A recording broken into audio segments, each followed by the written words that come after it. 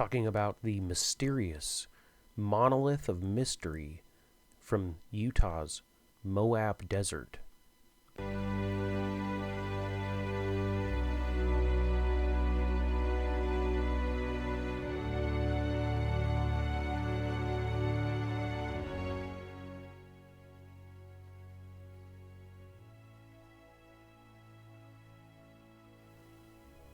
Hey, what's going on YouTube? I wanted to do a quick recording here and talk about the mysterious monolith that appeared back in 2015 in the Utah desert and made a bunch of news right around the Thanksgiving holiday and then mysteriously went missing.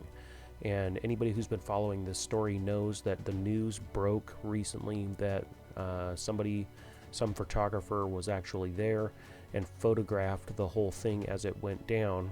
I quickly showed a picture of that guy's Instagram page at the intro, and I have to say, good riddance. That's what I tweeted out the other day. Let's see, here is the article. CNET says, get a $10,000 reward providing info on the mysterious Utah monolith. If you know the mystery behind the origins of the Utah monolith, Ripley says you could end up earning some serious money. And they talk about how they want to know the origins of it, and they mentioned this Reddit thread that's dedicated to finding out about the monolith. And then they go into this this Instagram link from a photographer, Ross Bernards, on Instagram, and we can check out some of his pictures here. They took some photos the night that it was removed. There's the monolith, and anybody who's seen up close pictures of this thing knows it's not a solid piece of metal. It's actually riveted together, just standard stainless steel riveted together with some structure on the inside, and people would tap on it and it's hollow, but obviously it's been smudged up and dirtied up. But here's a picture of some guys disassembling the monolith, and you can see the inside of it. They stripped this thing down, took it apart. But it says here, if you're interested in what exactly happened to the monolith, keep reading because I was literally there. On Friday, 3 friends and myself drove 6 hours down to the middle of nowhere in Utah and got to the trailhead around 7 p.m. after passing a sea of cars on our way in. We passed one group as we hiked towards the mysterious monolith, while another group was there when we arrived, and they left pretty quick after we got there. For the next hour and 40 minutes, we had the place to ourselves. I had just finished taking some photos of the monolith under the moonlight and was taking a break, thinking about settings I needed to change and my last battery of drone flight, when we heard some voices coming up the canyon. We were contemplating packing up our things as they walked up so they could enjoy it for themselves, like we did. At this point, I looked down at my watch and it was 8:40 p.m. 4 guys rounded the corner and 2 of them walked forward. They gave a couple of pushes on the monolith and one of them said, "You better have got your pictures." He then gave it a big push and it went over, leaning to one side. He yelled back to his other friends that they didn't need the tools. The other guy with him at the monolith then said, "This is why you don't leave trash in the desert." Then all 4 of them came back up, pushed it almost to the ground on one side, before they decided to push it back to the other when it popped out and landed on the ground with a loud bang. They quickly broke it apart as they were carrying it to the wheelbarrow that they had brought with them. One of them looked back at us and said, "Leave no trace." I love that. That was 8:48, so it took about 8 minutes. If you're asking why we didn't stop them, well, they were right to take it out. We stayed the night and the next day hiked to the hilltop overlooking the area where we saw at least 70 different cars and a plane in and out. Cars parking everywhere in the delicate desert landscape.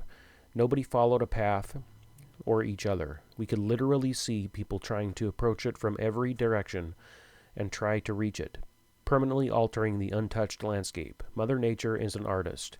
It's best to leave the art in the wild to her. And Let's see. Mysterious monolith. And then there's a statement. Athletes say they removed the monolith. Legal case unclear. So, Kron has an article here, and it's out of the AP. It talks about the removal of the monolith from these guys. Sylvan Christensen and Andy Lewis have a large online following for their posts about skydiving, base jumping, and slacklining, which is like walking an outdoor tightrope.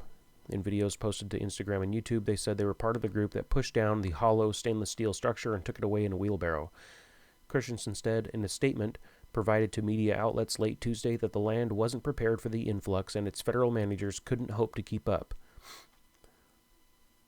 The mystery was the infatuation, and we wanted to use this time to unite people behind the real issues here. We are losing our public lands. Things like this don't help, he wrote. Left a bunch of people disappointed. And then the state police said, or the San Juan County Sheriff's Office says, the monolith was abandoned on public property. The sheriff said in an email to the Associated Press, since it was put there without permission in the first place, the original installation is also under investigation, he said. A similar structure also appeared late last week in Romania, had also subsequently disappeared. So, here's the guy's Instagram, Ross Bernard's. But here's what I had tweeted when the original story broke that this went missing. And here is the BLM Utah. That's the Bureau of Land Management in Utah. And they make a quip about extraterrestrials. And then you can see here all the different people that are parked on the side of the road and that thing. But here is a clip, a screenshot that I took from the official BLM website, Bureau of Land Management website in Utah. Visitors who flocked to the site parked on vegetation and left behind human waste as evidence of their visit. The undeveloped area does not have restrooms or a parking lot. The Bureau of Land Management recommends that visitors not attempt to visit the site, which has no cell service and requires high-clearance vehicles. Passenger vehicles have already been towed from the area. We remind the public that driving off designated roads and trails in the Monticello field office is illegal. People were tearing up the desert, leaving human waste and trash behind, all to go see this crappy stainless steel riveted together piece of art that somebody left in the desert. And nobody knows really the origins of it. Some people suspect that it was part of the filming of an HBO series.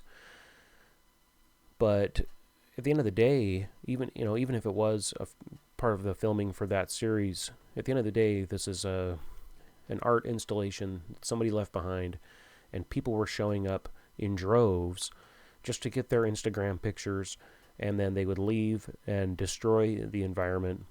And there's a lot of people out there that claim to be environmentalists, but then they go and they do stuff like this. And I think these guys were right. I think that they were 100% on point to be able to take this out. And I just said, let's hope they recycle. And I think that this is another thing that I had responded on November 30th. I said, recycling is good for the environment. Pack it in, pack it out. If you come across someone else's litter, do your best to remove it. That's what my grandfather always told me. That's what my uncle, who took me backpacking down into the Escalante Desert multiple times growing up as a kid in Utah, that's what he told me, and that's what he instilled in us when we were out there. And he would always bring an extra bag, and I would see him picking up other people's garbage out in the desert. And I, for one, commend these guys for tearing this piece of crap out of the ground. They could have kept it in one piece and then installed it in their backyard or something, but you know what? Bravo to them for getting rid of the Utah monolith. And I hope this sends a message to other would-be artists that plan on doing this kind of thing, that if you leave your art out there and you spend time on it just to get a few Instagram clicks, somebody's going to go in there and clean up after you eventually. So that's all I had to say on this subject, and I hope that people don't leave messes out in the desert. Thanks for tuning in, and be sure to check out my other videos.